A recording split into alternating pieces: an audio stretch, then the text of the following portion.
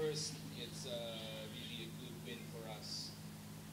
Not for anything else, but for our own confidence. That's really important because if whatever confidence we had before that first game, it was really shattered after we lost against FPU. But we're here keeping on, making sure, again, technically speaking, what we really need is um, some some some players, if not a number of players, to step up after what Kiefer is going to be doing in our team. That's really important. And today, it's Aaron's chance to do it. Again, as I was telling Kiefer also, we could not do anything if he is not in his parang yung self niya na talagang on the attack all the time. No? And after that, that's everybody else contributed, and that's what really mattered for this game.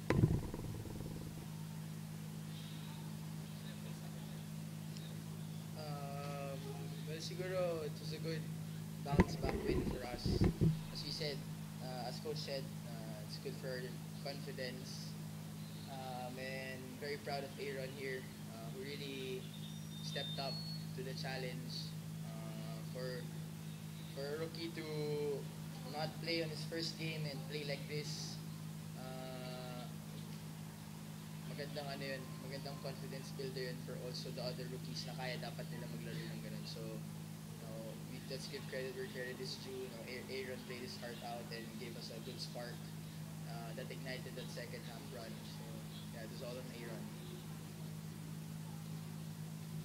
Mike, go ahead. Yan ang mic ang tawag. Naalala niya kasing half Norman Black siya eh. I think today the game really built our confidence. The game started with the starting line came on the court. The bench, we gathered around, we said whoever comes out first, second, or even the last person to come off the bench, just be ready. We really need the help of our starting five, especially after the last game. I think this will really help us be harder to defend, be harder to scout, because we really don't know if we'll come out and play well, aside from the different team.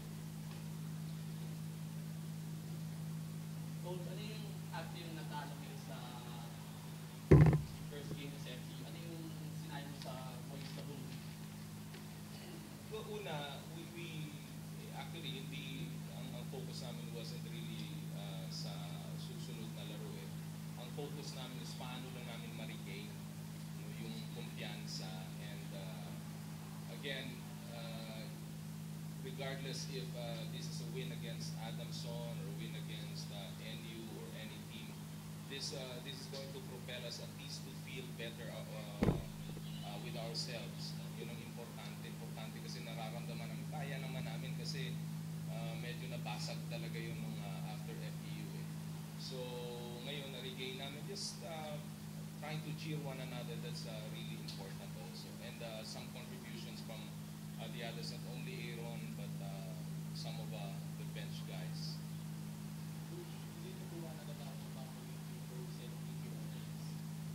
Well, last 3 years, Keeper-centric na to eh. Hanggang, in fact, mas gusto ko yung ganyan. Ang importante lamang is merong mga sumusunod. Without Kiefer, I don't think we will amount to yung mga na-achieve natin even last year. Importante na yung performance ni Kiefer is the way what he's doing right now. Yun ang importante. And also, equally important is kung ano ba yung gagawin ng mga susunod sa kanya. To accept the fact na syempre meron silang Kiefer, at the same time, they have to do their jobs also. First of all, congratulations for your coach game. Talk about your defensive adjustments. Because last time you had basketball, defensive basketball, can you talk about your adjustments? Well, una, ang pinaka-sentro talaga ng depensa namin na nagbigay kasi ng when you're going to view Adamson is going to be their point guard Natos. So we made sure first na hindi siya magiging factor. naman sa kanya yung Import. si SAR. And we haven't really prepared against SAR because we haven't seen him that well. No? So, nung nakapag-adjust yung mga bigs namin from his one-on-one moves, and then nagpigilan din namin yung creation ni Inalos. When we started, and then we started hitting our shots, palagay ko nakatakbo rin kami. That's what kept us going. Nakisugat na party pero after the loss sa FU,